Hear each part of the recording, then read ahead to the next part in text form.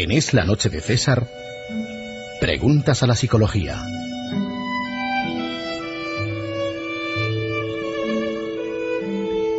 Bueno, pues esta sintonía, este indicativo son inconfundibles. Y ya lo presentan Pilar Muñoz. Muy buenas noches. Muy buenas noches, Adriana, y a nuestros seguidores. Nuestros oyentes que nos siguen este Jueves Santo, y vamos a hablar de un tema, bueno, yo creo que importante, de mucho interés, y yo creo que ocurre en más casas y en más familias y en más clases, en este caso de colegios, de lo que nos imaginamos. Vamos a hablar de los niños hiperactivos. Pilar, ¿qué es la hiperactividad? Muy bien.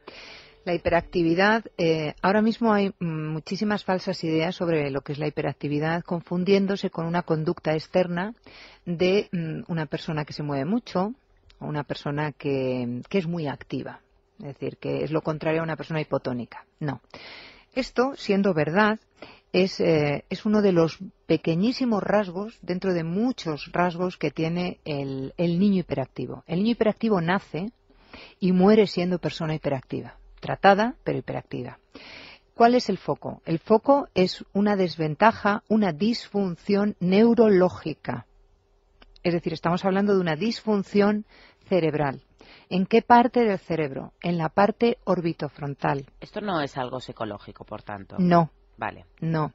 El impacto que tiene, es decir, como somos un todo, pues cuando tienes una cefalea te lleva también a algo psicológico que puedes estar más neurodeprimido. O sea, que somos un todo. Pero la causa no es la mala intención de un niño o que sea un niño malo. No. Insisto y subrayo, no. Es un déficit en los neurotransmisores, que son los mediadores de las funciones ejecutivas. Las funciones ejecutivas nos llevan a la organización, a la planificación, a la autorregulación y, sobre todo, al mantenimiento de la atención y a la gestión de la memoria. Todo esto, cuando un niño es hiperactivo, lo trae mal tocado desde su nacimiento y le va a acompañar hasta la muerte.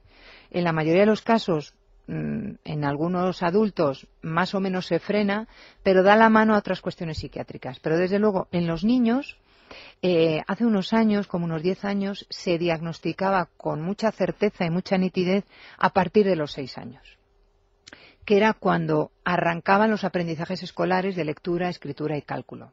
Que ahí es donde se ve el compromiso de estas funciones ejecutivas. El niño, si no atiende la direccionalidad de la letra, pues no la va a aprender. Si no aprende la gestión de los tiempos, pues no va a saber hacer los deberes y las fichas no las va a acabar y va a estar permanentemente castigado en los recreos. Ahora, con la investigación que hay muy seria, muy profunda, en muchos lugares, en España también, pero vamos, estamos bastante diferenciados por inferioridad respecto a, por ejemplo, países como Estados Unidos, Inglaterra, Australia, Costa Rica, Argentina, que llevan un avance enorme y que hay un diagnóstico mucho más temprano y una intervención mucho más temprana a nivel escolar y familiar de esta población. Entonces, ahora, en estos sitios ya han empezado a dar indicadores tempranos de la hiperactividad entre 4 y 5 años, incluso antes de los 6 años, ya los especialistas, ¿qué especialistas? Neurólogos, psiquiatras o psicólogos. Somos los que con pruebas, no con observación, con pruebas baremadas por la comunidad científica internacional tipificadas, podemos decir, según una serie de criterios, que el niño padece hiperactividad. Ahora veremos los subtipos. Entonces, para que no se me olvide ninguno, he traído el listado, el conjunto de síntomas, porque son 3 grandes bloques. La desatención, la hiperactividad y la impulsividad. Si el niño cumple 6 o más criterios de 9 en cada uno de los apartados, con 6 ya podemos decir que el niño está afectado de un trastorno de hiperactividad. Veremos luego los subtipos, que son 3 y solo 3. Vale. Bien, entonces vamos a ir dando la tipología y voy explicando para que los padres sepan pues valorar detalles, ¿no? A menudo no presta atención suficiente a los detalles o incurre en errores por descuido en las tareas escolares. Cuando un niño se ha comido al final una letra, cuando en una suma no ha dado el acierto sabiendo que ese niño sabe sumar de sobra, pues 2 y 2 son 5. Pero bueno, ¿cómo? ¿Es que no sabe sumar? Sí sabe sumar. Pero es que ha incurrido en el detalle. Él ya ha hecho la suma, pues yo supongo, dentro de él ha supuesto y ha dado por sentado que ha puesto un 4. Pero en ese momento ha tenido el cerebro de un hiperactivo desatento, es un cerebro con apagones. Entonces, cuando hay un apagón, viene el error. ¿Podemos decir también que es un cerebro que va por delante y por eso no cae en ese detalle? Es decir, 2 y 2 son 5. Voy por delante, es decir, yo no sé, ya estoy pensando en lo que voy a hacer después. Eso es. Y por tanto, yo no estoy pendiente de si lo que he hecho anteriormente está bien hecho. Exacto. ¿No? Algo así. Exacto. Efectivamente, para los niños, que se les explica luego qué tipo de trastorno padecen, hay un cerebro con patitas, y entonces el cerebro de los hiperactivos puede ir, según el subtipo, o en zapatillas de deporte, que van por delante, o en zapatillas de estar por casa, que van por detrás. Pero nunca van con zapatos, que es como tiene que ir. Entonces, es muy característico, muy característico que tengan alterada la percepción. Porque claro, el niño hace unas sumas y dice, me ha salido estupendamente. Llega a casa después de un examen y dice la madre, ¿qué tal te ha salido el examen? Fenomenal. He respondido a todas y me han puesto sumas y yo sé sumar. La madre dice, bueno, pues genial, aquí vamos a sacar una notaza, un 2. Pero bueno, ¿cómo es esto? Pues claro, porque luego en los detalles ha incurrido en errores. Claro. Además, los errores de los hiperactivos, según el subtipo, puede ser errores por comisión, es decir, que yo contesto a todo, sin mirar lo que me están pidiendo, porque las preguntas en los exámenes no las leen, las barren visualmente y dicen, de los romanos me están pidiendo. Y a lo mejor te dicen que los romanos, amigos de los griegos, explícame de los griegos. No hay concentración, por tanto, tampoco. Claro, es que esa es la otra variante. Si no atiendo, no me puedo concentrar. Claro. Si no atiendo, tampoco puedo memorizar. Entonces, la memoria y la atención en estos niños son caras de la misma moneda. Claro. Bien, vamos con la siguiente. A menudo tiene dificultades para mantener la atención en tareas o en actividades lúdicas. El que un niño esté mirando a la pizarra es imposible, pero no es una tarea lúdica. Pero el que un niño le pongas a jugar a un juego de lo que sea, del parchís, de la oca, los juegos de reglas son imposibles para ellos, porque significa estar muy atento a tu movimiento y al del otro. Es que apenas puede con el suyo como para entender el tuyo. Entonces, me toca 2 veces, no que ya has tirado, que me toca a mí, pero es que jugando en el patio se cansan rápidamente, necesitan pasar a otra tarea, con lo cual son niños poco aceptados, porque es que no saben diluirse en el juego cooperativo. Siguiente, a menudo, el inicio es a menudo. Uh-huh. A menudo parece no escuchar cuando se le habla directamente. Son niños que siempre tienen poco contacto ocular o que cuando les estás hablando ellos han desarrollado de manera compulsiva el mover la cabeza como sí. ¿Para qué? Para adaptarse. Bueno, que el adulto sepa que estoy atendiendo, pero no me estoy enterando de nada. Su mente puede estar en cualquier fantasía, pero es que están en clase y están elaborando una cantidad de hipótesis fantasiosas que pueden estar pensando cómo se reproduce el somormujo en el Bajo Aragón. Y estar hablando... Y le dicen Manolo, y Manolo está en Bali, en la playa. Sí, por ejemplo. No, siempre en su territorio fantasioso. Siempre en su territorio. De una serie de cacharreo fantasioso, de animales, de... Estos niños con las manos hacen virguerías. Sobre todo los varones. ¿En qué sentido? Que les miren las mamás los bolsillos. Suelen ser niños que tienen piedras, chapas, palitos. Las manos siempre tienen que tener cualquier tontería. Son niños que manejan el boli, haciendo un giro con el boli, que lo hacen de manera prodigiosa. Una gomita, un cordón de zapato, si no tienen se van a morder el babi o la solapa del cuello del jersey. Es decir, siempre tienen que estar en constante movimiento. Con lo cual, cuando les dices, oye Manolito, ¿te has enterado? Sí. Bueno, pues dime lo que hay que hacer. Nada. Claro, esto, fíjate, lo que implica en un aprendizaje escolar. Es nefasto, por supuesto, porque no retiene ni los conceptos ni nada. Claro. Entonces, es algo que se estarán cuestionando nuestros oyentes. Entonces, ¿son niños poco inteligentes? No. Es decir, la inteligencia en estos niños está repartida como en el resto de la población. Pueden ser poco inteligentes, medianamente inteligentes, muy inteligentes, y yo he tenido pocos, pero he tenido hiperactivos sobredotados. Y ya eso sí que es la bomba, porque son 2 patologías. la desadaptación de un niño que tiene un sistema intelectual por encima de, más la desadaptación de un manto que tienen, porque la inteligencia, para que aflore, tienes que tener las funciones ejecutivas de la planificación, la organización, la autogestión, la autorregulación. Supongo que no en todos los niveles, pero estabas hablando del superdotado. El superdotado Sí. es una patología, has dicho. A O ver. depende de los niveles. Bueno, también nos estamos metiendo en otro terreno, que eso también sería motivo para de otra charla. Efectivamente, pero en líneas generales la campana de Gauss te habla de que las colas, digamos, es todo lo que se sale dentro de la norma estadística, Sí. no la norma que entendemos de norma, no. Los que están a la izquierda de la curva normal son los infradotados, es decir, son personas con debilidad mental. Bueno, pues muy bien, hay que entrenarlos de una manera, pero es una patología respecto a la norma. Los sobredotados es que la gente asocia a ganancias de éxito de rendimiento, es otra patología. Que si no se sabe intervenir en centros muy especiales, se va a convertir también en una patología. No así los genios. Los genios son los que están justo en la frontera, los borderline de la sobredotación, se benefician de la parte de sobredotación, pero no tienen la patología de la sobredotación. Entonces, la genialidad, ese es el mejor beneficio. Qué curioso. Pero los sobredotados, que hay madres que dicen, yo creo, con ese anhelo, yo creo que mi hijo es sobredotado. Y yo pienso, pobrecitas mías, no saben de lo que están hablando. Porque aquí en España, cuando yo estudiaba, hombre, ya hace unas décadas, no sé ahora mismo los centros que hay, pero la sobredotación como tal, el mejor sitio donde se les hacía la aceleración correspondiente era un centro privado, privadísimo en Baltimore. Caray. Aquí lo más que hacen es una aceleración curricular. Pero bueno, eso nos llevaría más lejos. Sigamos con nuestros pequeños hiperactivos.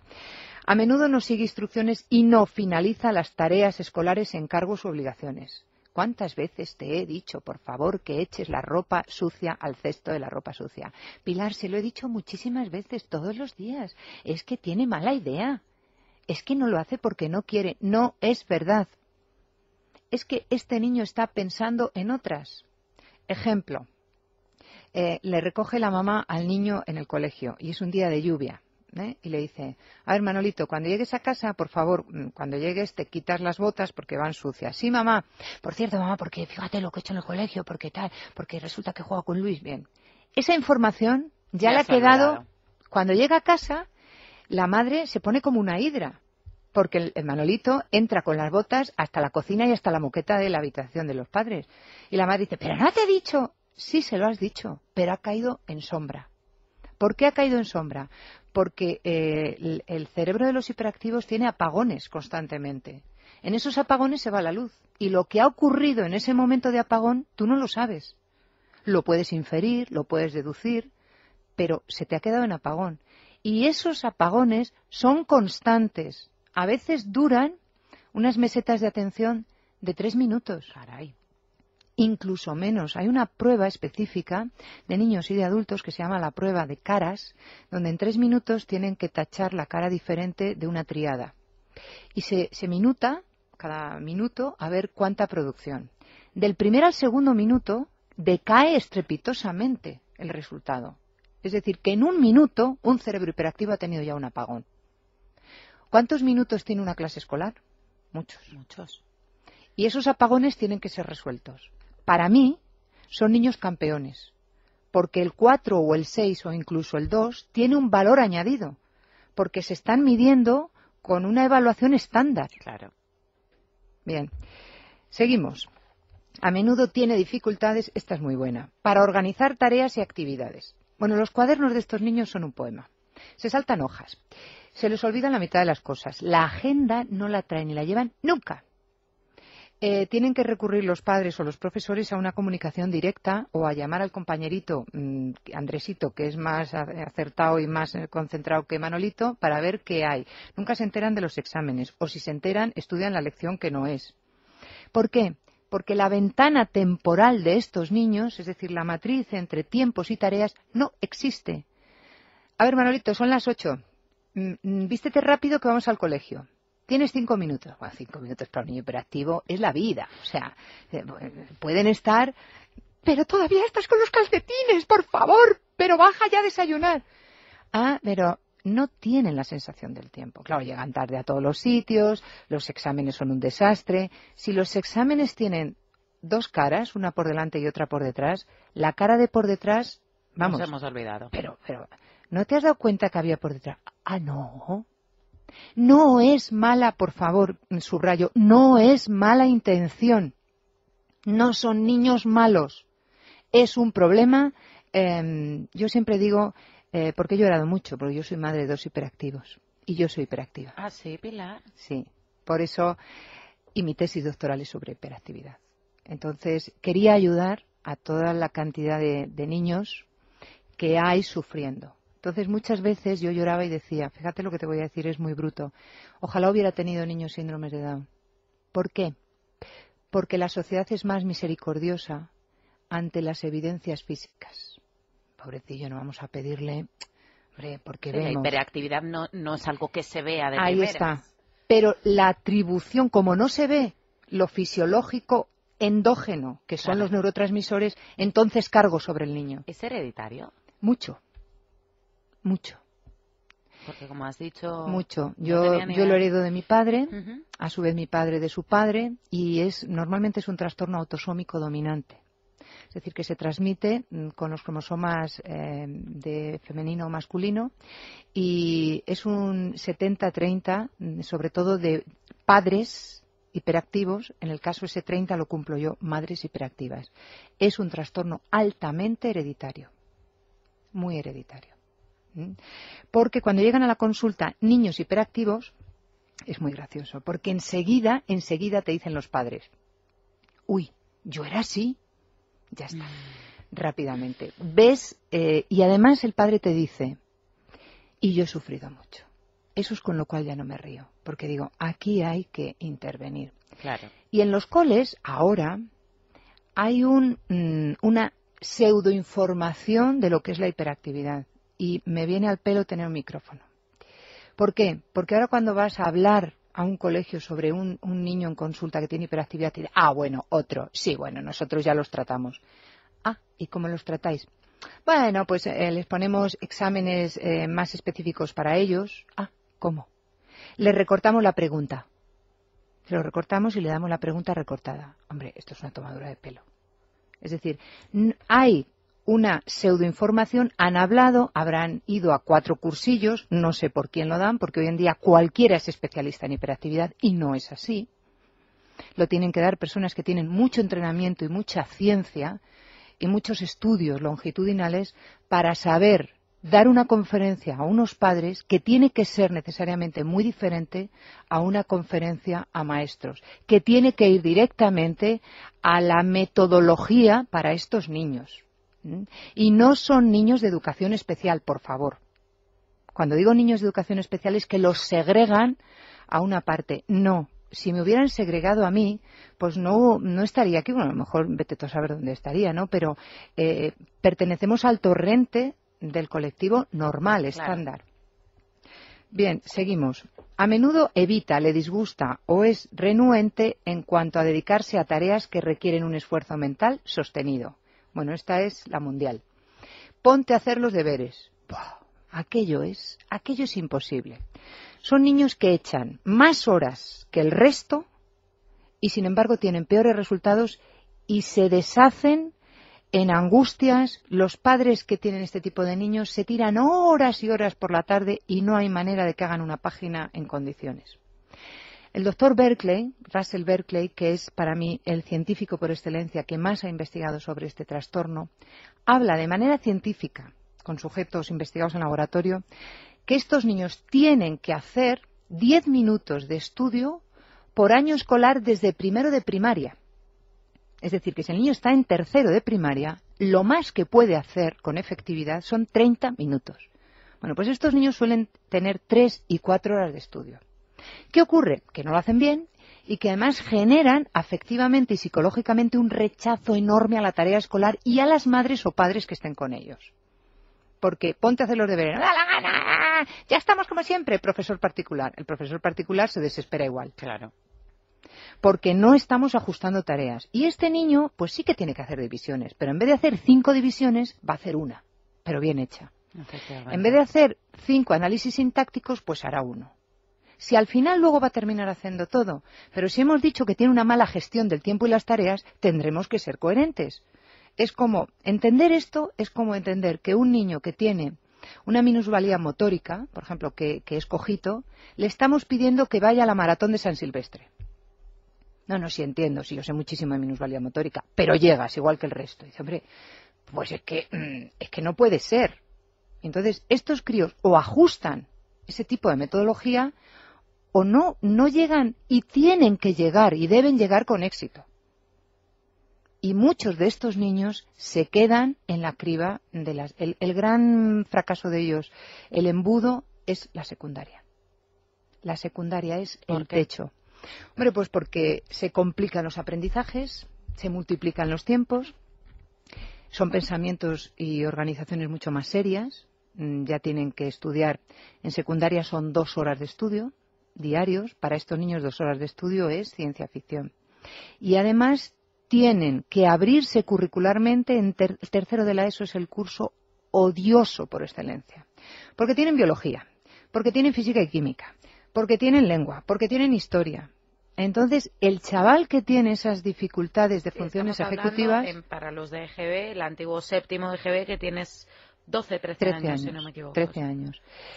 Con las consecuencias emocionales y sociales que tienen estos niños, que las emociones no las tienen frenadas, sino que son niños muy excesivos.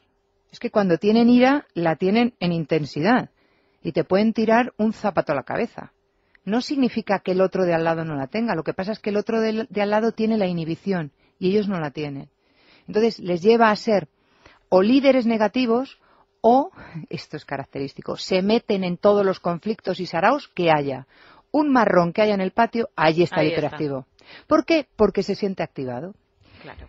Bien, siguiente. A menudo extravía objetos necesarios para las tareas, juguetes, lapiceros, cuadernos. Las madres de estos niños han comprado chándales, los que quieras, abrigos y chaquetas, los que quieras. Me lo dejo en el patio, en el autobús. ¿Pero cómo has podido perder esto, por favor, que te lo compré hace un mes? Claro, sí, es que están a otra cosa. O sea, en el momento, a lo mejor, en el que ese abrigo se queda en la grada, él ya no se acuerda de que el abrigo está en la grada porque está pensando en jugar al fútbol, después al baloncesto y después me voy a clase y me he olvidado. Claro.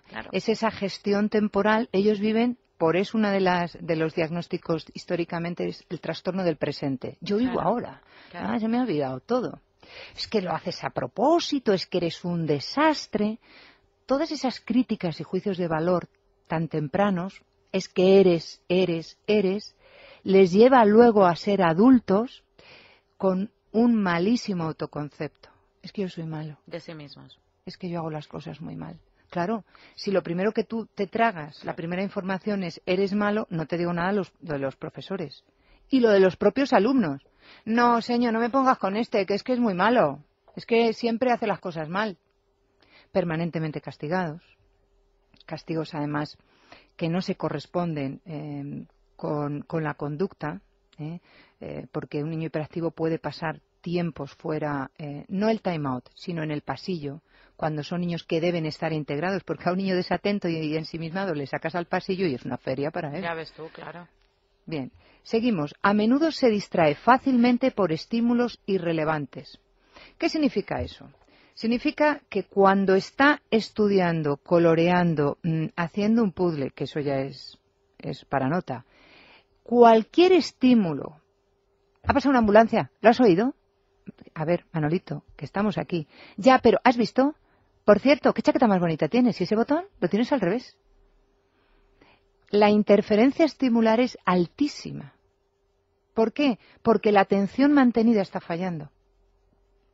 Justo lo contrario a niños, por ejemplo, con debilidad mental, que les pones a tareas muy monótonas y son geniales. Pero estos chicos no. Por eso son muy creativos y muy novedosos, porque siempre están generando nuevas conectividades neuronales. Hoy si montamos esto y esto, porque claro, si pongo yo una correa aquí... Yo tenía un niño hiperactivo que le hizo comprar a su madre un cangrejo de río, lo puso una cuerda y dice, pues lo mismo que sacan los perros, yo saco a mi cangrejo de río. Oye, pues el hombre, a ver... A menudo es descuidado en actividades diarias. ¿Qué significa eso? El niño hiperactivo que está en un colegio medio pensionista y tiene un babi, el hiperactivo lo ves nada más salir del comedor, porque el tomate de los macarrones está en el babi. Va abrochado Gedeón, es un lamparón todo él, o sea, son descuidados. Claro. Los zapatos los llevan desabrochados porque además tienen dificultades para atarse los zapatos. Vamos al siguiente bloque, hiperactividad. A menudo mueven en exceso manos, pies o se remueven en el asiento. Ya hemos visto lo de las manitas. A menudo abandona su asiento en la clase o cuando está comiendo. Son niños, pero ya estás levantado otra vez, quietos. Por favor. Pero por favor que te sientes. Nada, aunque les pegues con una chincheta. A menudo corre o salta excesivamente en situaciones en que es inapropiado hacerlos. Estos niños, la característica central, les llevas a un parque de atracciones que les puede encantar y fascinar, porque todo el riesgo y la precipitación y la activación, fenomenal. Y tienen que esperar la cola, la montan. Porque no pueden. La cola a un cine, te la montan. O sea, es impresionante. Tienen que estar en permanente movimiento, claro. Claro. A menudo tienen dificultades para jugar o dedicarse tranquilamente a actividades de ocio. Tú metes a un hiperactivo con 5 niños estándar, controles es sin esa hiperactividad, y revienta el juego. ¡Oh, señor! ¡Que se vaya este! ¡Es que no nos dejan paz! ¡Es que nos está tirando las fichas! Es que no puede. Claro. No es que sea malo, es que no puede. A menudo está en marcha o suele actuar como si tuviera un motor. ¿Dónde está este? Pero ya está. Pero, ¡pum! Es que se los ve. A menudo habla en exceso. Tienen una logorrea. Son loritos. Profe, pero mira... Y si no le frenas, él es el protagonista. Siguiente bloque, impulsividad. Hay alguno que por los cascos me está diciendo, somos hiperactivos, Adriana, somos hiperactivos. Hombre, bueno, yo estoy pensando y cumplo alguna de estas. Hay que cumplir 6 de 9 de cada bloque. Así que vamos contando. Bueno, siguiente el bloque de la impulsividad. A menudo precipita respuestas antes de haber sido completadas las preguntas. ¿Quién descubrió? Yo. No es América, es el Mediterráneo. Claro, es que sí. Ya se adelanta continuamente, bueno. Claro. A menudo tiene dificultades para guardar turno. Que no te toca a ti. Ya, pero... Ya está. A menudo interrumpe o se inmiscuye en las actividades de otros. Está en el patio, hay uno que está jugando y ya va él. Oye, porque tú has hecho esta canica... A ver, que no te metas. Pues él se mete, o ella. Vale, hemos visto ya estos bloques. Ahora vamos a ver los subtipos. El que cumple solo el primer bloque es un subtipo desatento. Es decir, predomina el déficit de atención. Y es un tipo que necesita una medicación distinta. El subtipo impulsivo, ese es el peor, porque son niños que normalmente tienen trastornos del comportamiento, son balas y además en la adolescencia suelen tener tendencia a adicciones, a promiscuidad sexual. Caray. Y luego está el mixto. El que cumple, la mayoría son mixtos, pero en la consulta te llegan normalmente los impulsivos, los que tienen problemas de comportamiento. Entonces, la medicación de unos y de otros es distinta. A ver qué prevalencia hay. O sea, la hiperactividad se medica, se trata con medicación. Siempre. Y en esas edades no solamente es medicación, sino medicación y terapia. ¿Y en la medicación qué tipo de medicación utilizas? ¿Calmantes, entiendo? Pues no. Claro, me estoy yo imaginando. No, son psicoestimulantes. Psicoestimulantes. Mientras no haya la pauta farmacológica de psicoestimulantes, te vas a caer de la silla, Adriana. Pero las madres tienen que dar tanques de café y de Coca-Cola a estos niños. Madre del amor hermoso. ¿Por qué? Porque son niños que se mueven en exceso para capturar los apagones que han tenido. O sea que el movimiento es la respuesta contradictoria a lo que su cerebro está en déficit, que es precisamente te mueves para capturar lo que no has pillado. Por eso el café, toda la familia de las santinas, el café o las colas, les ayudan mínimamente a tener la luz encendida constantemente. Pero como eso tiene un efecto caída muy pronto, es muy rápido, se recomienda a los psicoestimulantes que no se puede ir a la farmacia, oiga, mándeme, y de hecho me estoy cuidando de decir la comercialización del psicoestimulante. Es hidrocloruro de metilfenidato, pero no voy a decir cómo se comercializa. Por supuesto, y era con receta, supongo, y tiene que ser con una receta, además tienes que dejar el carnet de identidad y tiene que ser pautado o por neurólogo o por psiquiatra. Claro. Eso para los tipos impulsivos, además necesitan otro tipo de freno, la risperidona, de freno del comportamiento. Los niños con déficit de atención, niños que solamente cumplen el cuadro, que ahora se llaman un bloque aparte los sluggish cognitive tempo, necesitan la atomoxetina, que es otro tipo de fármaco. Esto en cuanto a medicación y en la terapia, Pilar, ¿qué tipos de terapias nos podemos encontrar para tratar la hiperactividad? Pues mira, la terapia, ¿a qué recurrís? La terapia psicoanalítica, nada. Hay que hacer terapias cognitivo-comportamentales y de entrenamiento motórico, de torpeza motriz. Son niños que son torpes en secuencia, ritmos y órdenes. Si les pones a hacer saltos alternativos 2, 2, 2, 2, 2, 2, no saben saltar con ritmos. Por eso tienen la lectura mal, no saben tener la lectura rítmica. Se saltan en la lectura, omiten palabras porque esa tríada no la tienen. Entonces hay que hacer un entrenamiento de ojos, hay que hacer un entrenamiento de piernas, hay que hacer un entrenamiento de manos, hay que hacer un entrenamiento de control de todo el cuerpo para hacer una tarea como, por ejemplo, tachar circulitos. Hay que hacer un entrenamiento de autorregulaciones. No tienen lenguaje interno. No saben decir, bueno, hay que hacer esto. Funcionan muy bien las autoinstrucciones de Nicolás. ¿Qué son? Tú le pones a un niño una hoja plastificada ante una tarea. La tarea es tachar los circulitos. Y entonces, antes tiene que leer los pasos de las instrucciones de Nicolás. Es, miro y digo todo lo que veo. Entonces esto no dice, pues que así, circulitos. No, di todo lo que ves, cómo están puestos, el número de la página, es decir, todo. ¿Qué tengo que hacer? Bueno, no sé, por lo que me has dicho. No, ¿qué es lo que te he dicho? Bueno, no sé. No, tachar exactamente el circulito.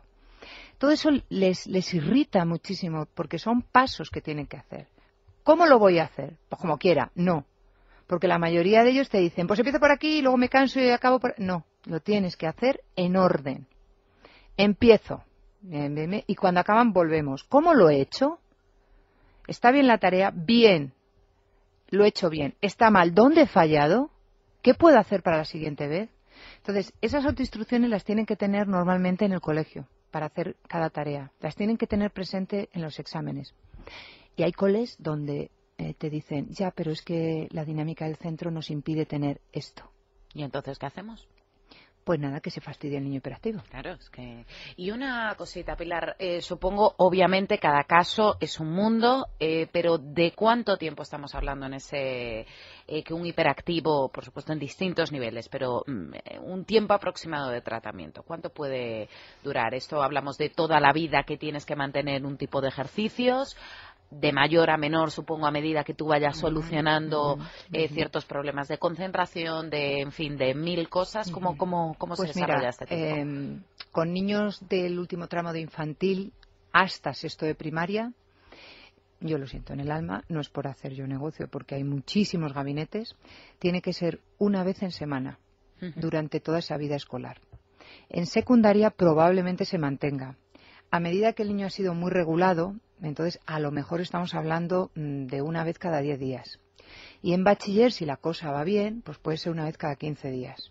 Pero desde luego, en toda la vida académica, tiene que estar muy guiado por la terapia. Y después de la vida académica, entiendo, acabamos la carrera universitaria, nos ponemos a trabajar. Bueno, es que en la carrera universitaria también tiene... Sí, el que ha llegado a carrera universitaria, digamos que las funciones ejecutivas las tiene entrenadas. Pero cuando llegan a la edad adulta hay que vigilar si esa hiperactividad se ha mudado a un trastorno ansioso. Es una persona que fuma en exceso, que bebe en exceso, o que tiene dipsomanía, que está siempre con una botella de agua, o que es depresivo, o que tiene una ludopatía. Hay que investigar y entonces volvemos otra vez a retomar, a lo mejor no consulta psicológica, sino consulta psiquiátrica. Lo que es verdad es que los niños que han estado diagnosticados e intervenidos farmacológicamente tienen menos riesgo, tienen un bajo riesgo de padecer el trastorno de los impulsos, es decir, de cannabis. Es lo típico, ¿eh? Y no te digo nada si prueban la cocaína, porque la cocaína es un psicoestimulante. Eso ya es todo una bomba de relojería. Y muy rápidamente, Pilar, porque nos quedamos sin tiempo, muy a mi pesar, ya lo sabes tú, pero tú consideras, si te queda mucha información en la recámara, podemos hacer una segunda parte, como lo hemos hecho con el estrés de la mujer. Es que me lo están pidiendo muchos padres. Vale, pues entonces ya con César Vidal de vuelta, si te parece, se lo comentamos, porque nos queda, por ejemplo, saber si es lo mismo la hiperactividad en un niño o en una niña, que aquí me comentabas y de hecho me ponías una nota que no es lo mismo. No es lo mismo. En 2 minutos podemos resumirlo para después en el próximo programa centrarnos en ello. Sí, la niña tiene menos problemas de conducta externa. La niña suele ser menos agresiva, suele tener menos problemas de aprendizaje, pero suelen sufrir de manera más silente. Suelen ser niñas que también se meten en conflictos, pero de otro tipo. Suelen tener un autoconcepto peor que el del niño. Y normalmente, al final, acaban siendo mujeres mucho más sumisas y con un bajísimo concepto de ellas mismas. Pero pueden ser niñas con mucho éxito escolar. ¿Y un niño? Un niño es más evidente. Es más fácil, de hecho, hay, según evaluaciones, hay 6 niños por una niña o datos de 3 niños por una niña. El niño es más agresivo, es más impulsivo, suele tener más problemas los niños en lectoescritura y las niñas en cálculo. Entonces, es más fácil que llegue a un gabinete de psicología. De hecho, nosotros tenemos esa proporción, nos llegan más niños hiperactivos que niñas.